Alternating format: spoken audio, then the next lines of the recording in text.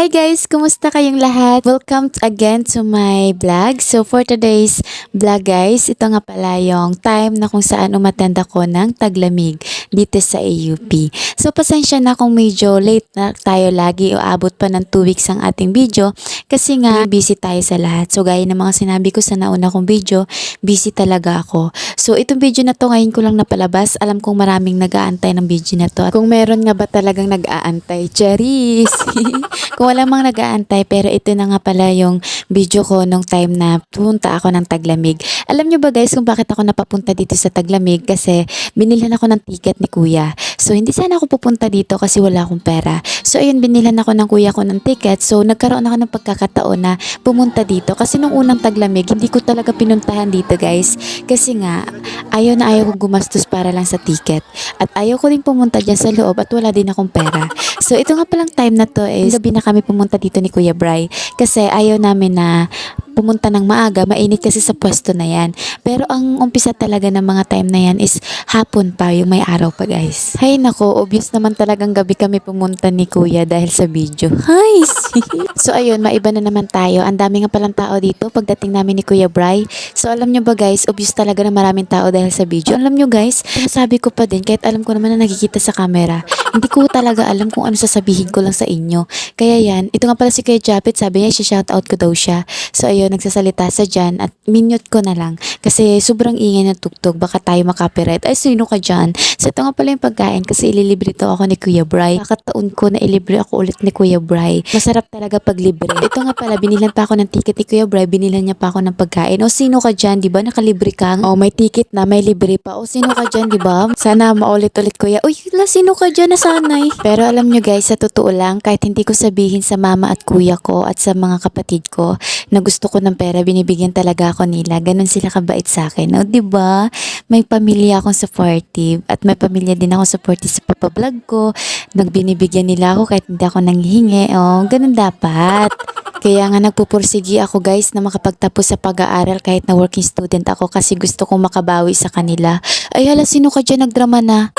Pasensya na kayo guys kung medyo madrama ako. Nadala lang ako sa aking mga emosyon, physical, mental at social. Ala, ba't nadama yun? Joke lang guys, wag nyo masyadong pagkaseryosohin. Baka sabihin nyo, unfollow ko na si Samantha, di marunong mag-vlog. Ay, cherries lang. Pero alam nyo guys, gusto kong mag-thank you sa lahat ng bago kong followers at sa lahat ng mga nanonood sa akin. At kung bago ka man dito sa vlog ko or napadalaw ka man or ano man dyan na nakita mo lang to na dumaan sa newsfeed mo, thank you pa din kasi napanood mo man yung vlog ko or hindi man ikaw nag-like or nag-comment, nagpapasalamat pa din ako kasi dumaan siya sa newsfeed mo. Ay hala, ang humble naman yarn.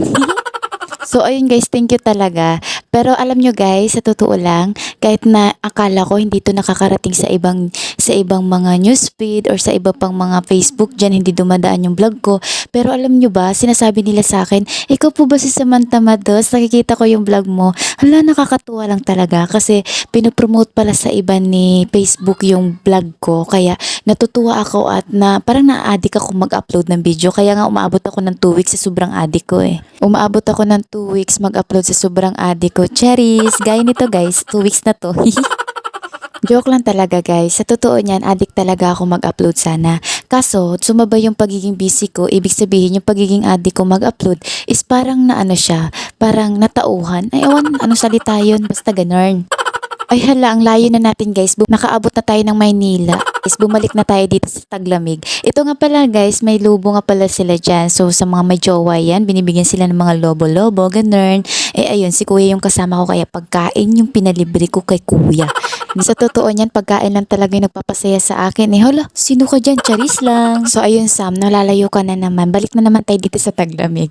So ayun na nga guys, dahil first time ko umattend ng Taglamig. So namangha talaga ako dyan sa mga puti na yan kasi parang nasa ibang bansa ka talaga. Kung napapansin nyo naman, 'di ba, yung mga estudyante dyan, tuwang-tuwa sila. So ayun nga, mas natuwa talaga ako dito sa pagkain kasi malilibre ulit ako ni kuya At pinila ulit ako dito ni kuya sa pagkain. So yun na nga, natutuwa ako sa pagkain talaga guys. At dun sa mga pa-snow nila, dun ako natutuwa guys. Kaya yorn, yung gabing yon ay masaya talaga. Kasi sa pagkain at ano-ano pa dyan. Ay hala, tumigil ka na Sam, puro ka na ng pagkain. Charis. So ayun, balik na naman tayo guys sa taglamig. Puro na lang tayo balik kaya tayo nasasaktan. Ay hala, sino ka dyan? Nadamay na naman. Ano ba yan Sam? Sa pagkain pala yung pinag-uusapan natin. Sorry guys. Sa mga oras na yan guys, nakikita na natin yung mga ngiti nila habang tumatagal. Parang ikaw, nakikita na yung ngiti habang pinapatagal yung relasyon yung dalawa at pinapatagal yung pag-uusap nyo. Pero sa bandang huli, iiwan ka din yan. Ay hala, sorry na guys. Sorry na guys, tatahimik na po ako. Pagtatahimik din naman ako, sino yung magbo-voice over? Sino yung magbo-vlog? Sino yung kakaisa ni libre ni kuya? Ay hala, sino ka dyan? Yan, ang dami namang problema nito ni Sam. Balik ulit tayo guys. So wala na tong halong drama, wala na tong halong mga kaalukuhan. So yun na nga, sa mga oras na yan, nakikita yung mga ngiti ng mga tao kasi patagal na patagal, paganda na paganda yung kanilang mga binibigay ng mga song sa amin. So ito nga pala yun nang nakikita na putok na nga pala ng fireworks dyan. So ayun na nga, naabutan na tayo ng pagputok ng fireworks guys kasi nga dito sa ating mga kalukuhan. Pero ito na nga guys, sa mga oras na yan sobrang saya kasi patapos na din, bukod sa patapos na yung program is nakita natin yung fireworks. Ay hala, parang bata lang diba? Sa mga oras na yan guys is na-realize ko ang saya pala ng taglamig. So ayun, next year sasali ulit ako basta libre ni kuya or sino man dyan. Joke lang. So ito na nga pala yung fireworks. So sa mga oras na yan guys is maganda magmuni-muni syempre. Kasi may fireworks. Alam, magmuni-muni ka sa gitna ng fireworks. Sino ka dyan? Pero sa totoo lang guys, ang saya kaya manood ng fireworks, 'di ba? Alam niyo 'yun. So ito nga pala, bago ako magtatapos sa video na 'to, gusto ko magpasalamat sa lahat ng mga nanood ng video ko at sa lahat ng mga nadaanan ng video na 'to. Maraming salamat guys, lalo tigit sa mga nagla-like, nagko-comment.